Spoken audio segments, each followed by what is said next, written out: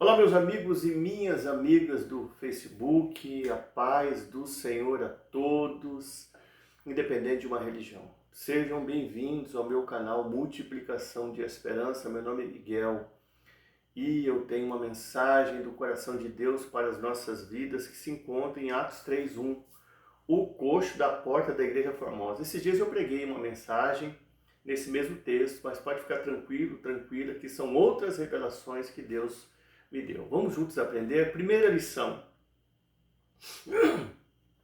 Não espere coisas insignificantes de um Deus do impossível. Preste atenção que o coxo da porta da Igreja Formosa queria receber alguma coisa. Ou seja, qualquer coisa para ele seria útil e mais do que necessário. O que nós aprendemos aqui? Que não devemos seguir o exemplo do coxo. Tem crente que você pergunta para ele: o que você espera de Deus? O que você espera para a sua vida? Aí ele responde dizendo: ó pastor, qualquer coisa que Deus tiver para mim, tá bom. O que Deus tiver para mim, tá bom. Qualquer coisa que vim da parte de Deus para minha vida, tá bom. Quem prega dessa maneira e até me faz rir bastante é o pastor Silas Malafaia. Porém, nós sabemos que o bom é inimigo do ótimo. E o ordinário é a sepultura do extraordinário. Isso é mediocridade. Nós não podemos seguir o exemplo do coxo, porque nós sabemos que se nós quisermos usufruir do melhor de Deus para as nossas vidas aqui nessa terra, tem um preço a ser pago. E ainda assim precisamos mudar a nossa mentalidade. Precisamos ser específicos em nossos pedidos, e isto baseado nas Escrituras. Sabe por quê? Em Efésios 3:20 está relatado: ora, aquele que é poderoso para fazer tudo muito mais abundantemente, além daquilo que pedimos e pensamos, segundo o poder que em nós opera.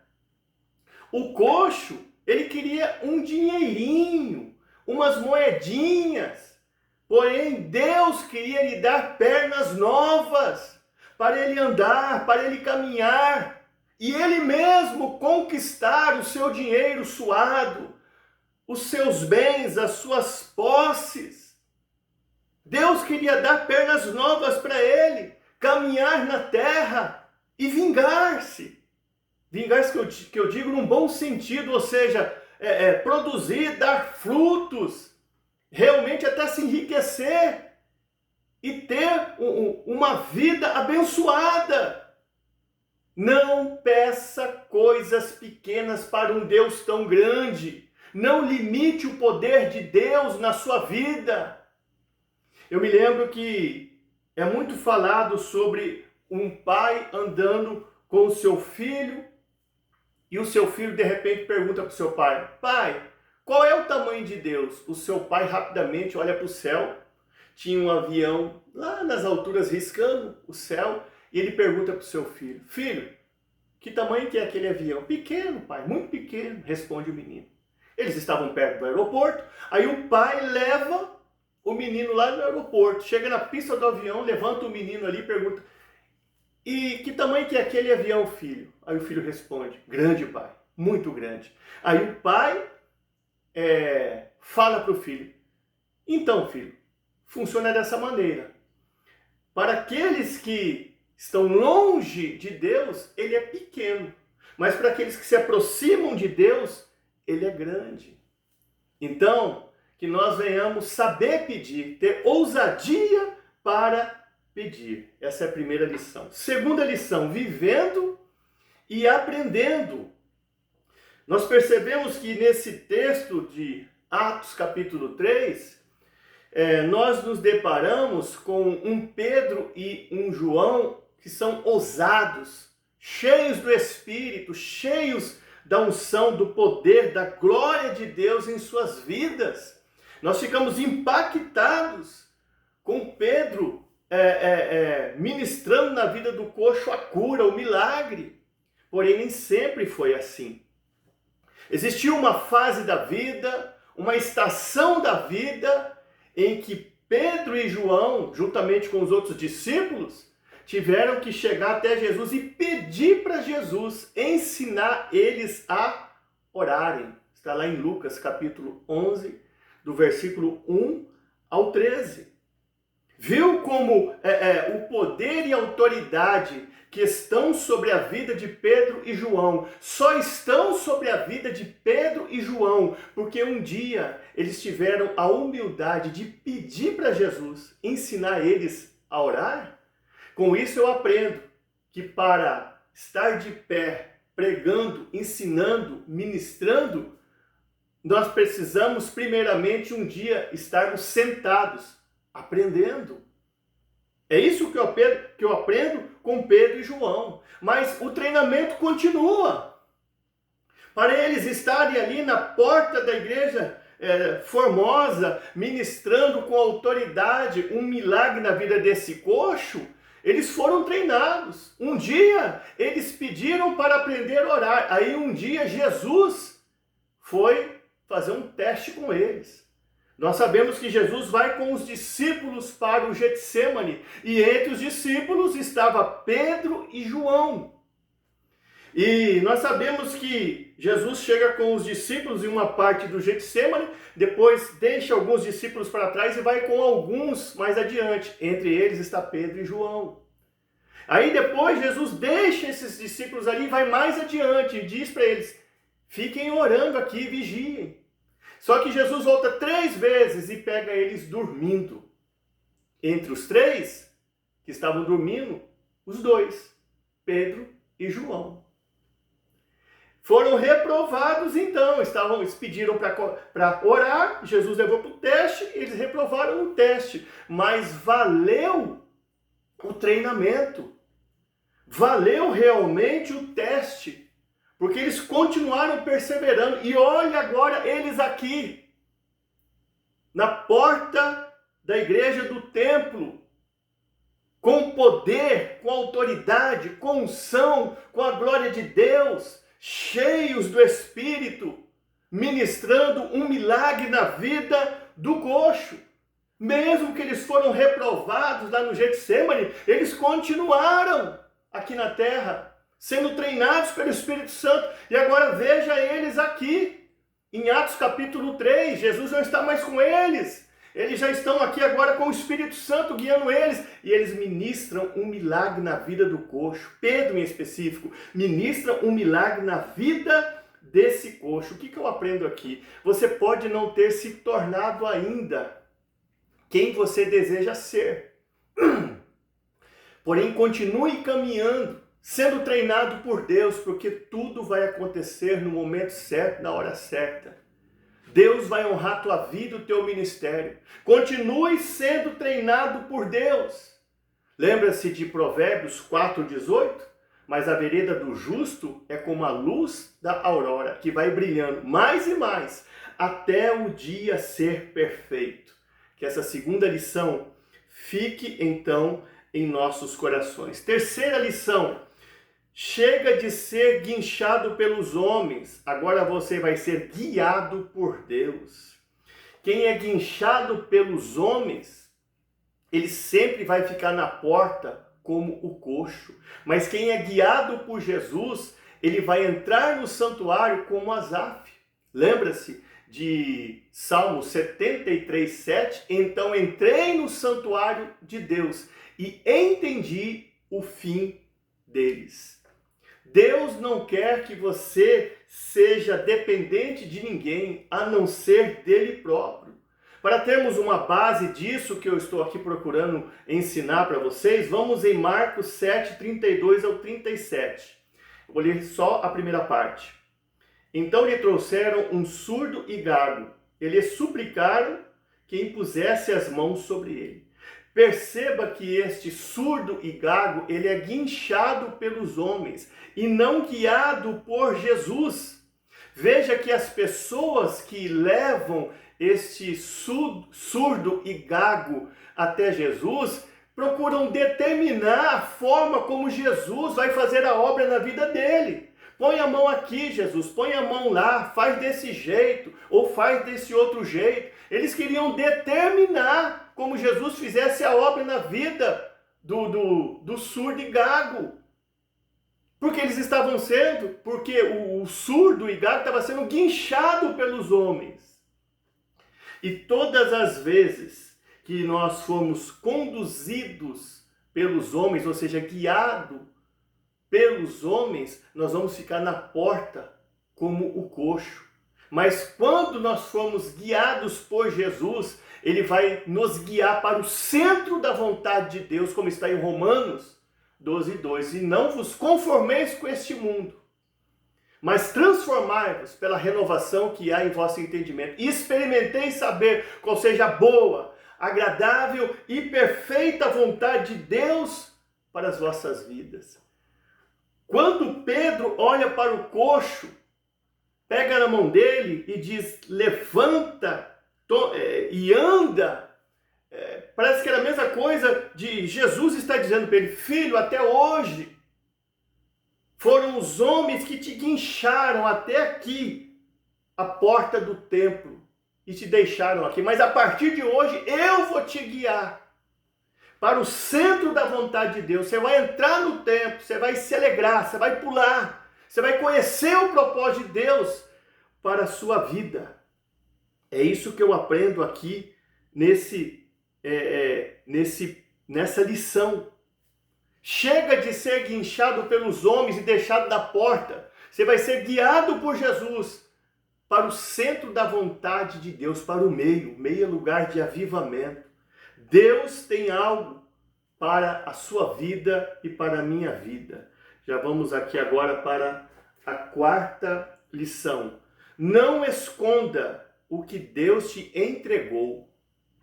Preste atenção que aquilo que Deus entregou para Pedro e João, em Atos capítulo 2, que foi o Pentecoste, o derramamento do poder, eles entregam aqui em Atos capítulo 3. E sabe o que me chama a atenção? Pedro e João não eram vasos rachados. Eu tomo como exemplo disso que eu estou falando, Jeremias 2,13.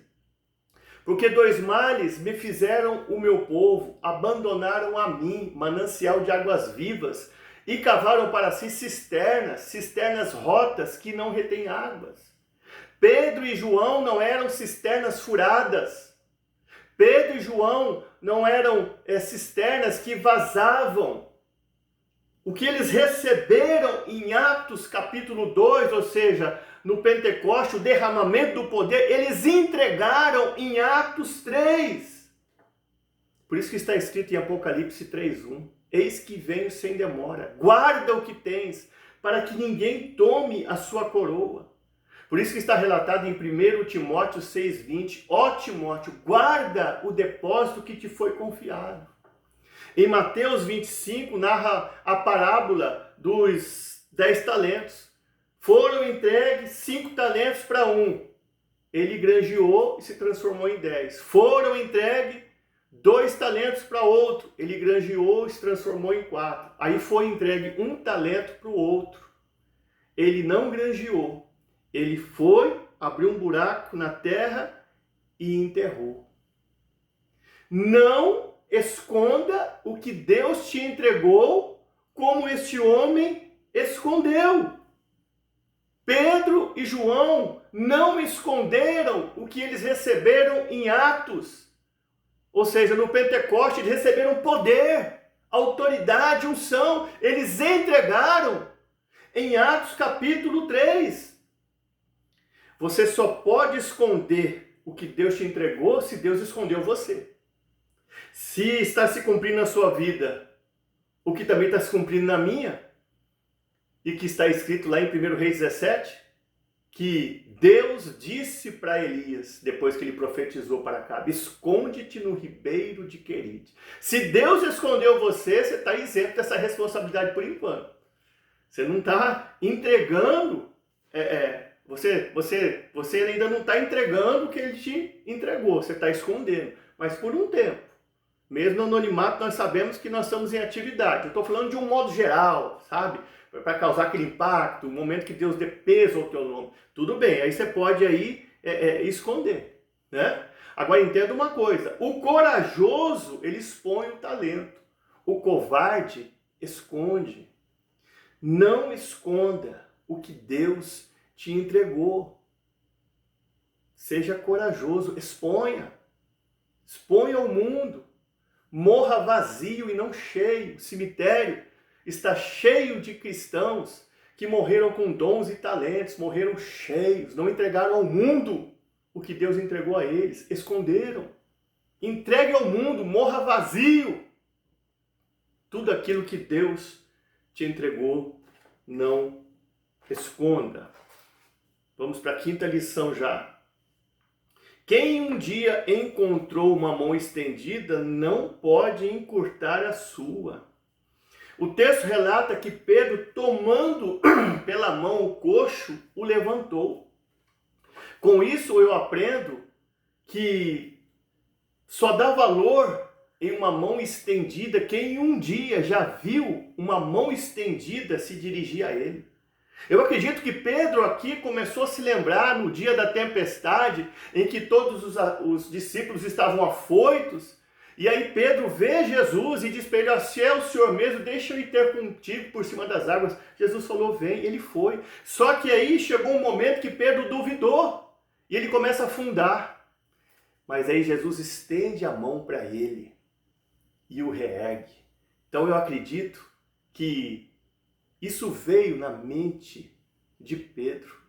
Um dia alguém já estendeu a mão para mim. Agora eu tenho aqui poder, autoridade, eu tenho dom, eu tenho talento, eu não vou esconder não. Eu vou estender a minha mão e eu vou levantar essa pessoa. Sabe por quê? Quem um dia teve a sua mão estendida para ele, não estende o dedo.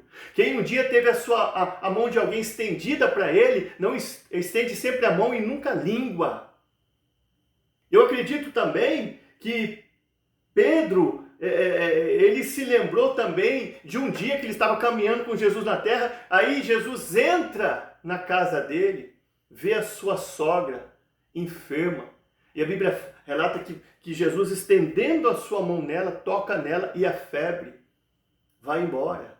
Eu acredito que isso veio na mente de Pedro também. Eu acredito que veio na mente de Pedro também, quando ele caminhava com Jesus na terra, que chegou um leproso até ele e perguntou para ele, Senhor, se o Senhor quiseres, pode tornar-me limpo? Jesus disse, sim, quero. Estendendo a mão sobre ele, o leproso ficou limpo. Eu acredito que tudo isso veio na mente de Pedro.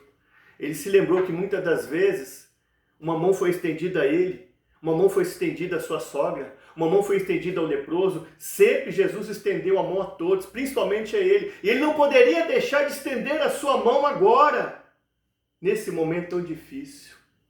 Tem até um hino que diz assim, quando estendeu a sua mão para mim, eu era pobre, perdido, pecador. Então, se já estenderam a mão para você, estenda a sua também, que haja reciprocidade. Sexta e última lição. Pregue para os olhos sem abrir a sua boca. Pedro disse, olhe para nós. Seja um espelho, seja um referencial. Seja um exemplo para essa sociedade, para o mundo. A Bíblia relata que somos sal e luz da terra, Mateus 5,13. Também relata que devemos resplandecer como um astro, Filipenses 2,15. Paulo também disse, em 1 Coríntios 11,1, que nós devemos ser imitadores dele como de Cristo. Paulo também disse, nesta carta que eu acabei de citar, 1 Coríntios 11, olhem para mim. Tanto Pedro como Paulo pediram para que nós viéssemos a olhar para ele. Sabe por quê? Pedro e Paulo sabiam que se as pessoas olhassem para eles, não iriam de alguma forma se decepcionar. Algumas vezes, ou muitas vezes, nós vemos muitos cristãos dizendo, olha, não olha para mim não, que não tem nada para dar. Mas como assim não tem nada para dar? Você não tem unção, você não tem o brilho do Espírito Santo, você não tem a glória de Deus, você não tem prosperidade, você não tem alegria, você não tem as promessas de Deus na sua vida, Deus não te fez mais que o vencedor, como você não tem nada para dar? Esse é o papo de muitos cristãos aí. Não olha para mim não, que não tem nada para dar. Mas sabe o que é isso aqui? O que é isso na verdade? Não é um sinal de humildade. É um sinal de que essas pessoas querem se isentar da responsabilidade de dizer para as pessoas olharem para elas, porque elas não têm testemunho de vida. Elas não querem, na verdade, ter a responsabilidade de pedir para as pessoas olharem para ela, porque tem medo das pessoas se decepcionarem. Tem medo das pessoas não conseguirem ver nelas um espelho. E nós temos que ser um referencial para essa geração. Porque se os ímpios, muitas das vezes, os gentios não leem a Bíblia, sendo nós um referencial, eles têm a oportunidade de ler a nossa vida. A mulher sunamita leu a vida do profeta Eliseu. Eu canso de dizer isso aqui nas mensagens. E disse assim, façamos um pequeno quarto para ele, para que quando ele venha, ele se acomode aqui. Eu tenho observado que ele é um santo homem de Deus. Então, antes do coxo se alegrar, pular de alegria, louvar a Deus e entrar no templo, antes disso tudo, ele ficou de pé. Então, antes de nós pregarmos, louvarmos, engrandecemos a Deus, entrarmos e sairmos do templo, nós temos que estar de pé. Tem um pregador aí muito conhecido, ele era o príncipe dos pregadores. Todos os pregadores renomados do Brasil e até do mundo olhavam para ele e ficavam de boca aberta. Caio Fábio, aliás, se corrompeu, se tornou um herege. Olha, só prega coisas absurdas. E ele não quer deixar se cumprir na vida dele. Apocalipse 2:5, lembra de onde caístes? Levanta-te e volta. Está pregando? Tá. Está nas redes sociais? Está. Mas não está de pé, está caído no pecado. Paulo Júnior, eu citei ele esses dias aqui numa mensagem também, até vejo uma humildade nele, é digno de compaixão, nós temos que orar por ele. Chegou nas redes sociais e disse, olha, eu estava pregando, ensinando, mas eu empurrar minha mulher, eu estava sendo estúpido com a minha mulher, fora isso, outros delitos aí, e eu estou me afastando. Quer dizer, ele estava pregando, estava ensinando, mas estava caído do pecado, não estava de pé. Então, antes do coxo pular, se alegrar, louvar, engrandecer a Deus, entrar e sair no templo, ele ficou de pé. Que nós venhamos ficar de pé em meio a esta geração, dar um testemunho de vida e dizer para eles, olhe para nós. Nós temos sim algo a passar. Não que nós sejamos perfeitos. Eu sou passivo de erro, sou pecador. Eu erro, eu falho, mas eu sigo a Jesus. É melhor ser um discípulo que às vezes cai, não estou fortalecendo ninguém para pecar, do que não ser um discípulo. Entendeu? Então, às vezes eu caio, eu vacilo, mas eu tenho sinceridade com Deus, eu me humilho, eu oro, eu sigo Ele. Eu procuro lavrar um texto, uma mensagem de excelência, para vir realmente nos impactar, para vir trazer sede ao nosso coração de servir a Deus, de buscar a Deus. Eu procuro estar de pé. Teve uma época na minha vida que eu já caí. Fiquei 1 ano e meio, 2, tipo um crente Raimundo, um pé na igreja, outro mundo. Não desviei completamente, mas dei vacilos. Errei, sabe? Tudo bem. Mas eu pedi perdão para Jesus, Ele me perdoou. Estou de pé, mais firme do que nunca agora. Foi até bom, eu acho, eu ter, sabe, me desviado por um tempo, ficado afastado por um tempo. Parece que eu voltei melhor. Porque Deus conhece a sinceridade do meu coração. Era algo que eu praticava, mas não queria. É porque eu estava num momento de crise, de revolta, de não entender o propósito de Deus. Isso acontece com todos. Ninguém é super-homem nem Mulher Maravilha. Mas hoje eu estou de pé. Deus fez uma obra na minha vida que eu fiquei melhor ainda. É que nem um vinho, né? O vinho, depois de muito tempo, ele fica melhor. E nós estamos juntos na caminhada. Que essas 6 lições fiquem no coração de todos nós, que nós venhamos melhorar a cada dia. Em nome de Jesus, um beijo no coração de todos, fiquem com Deus.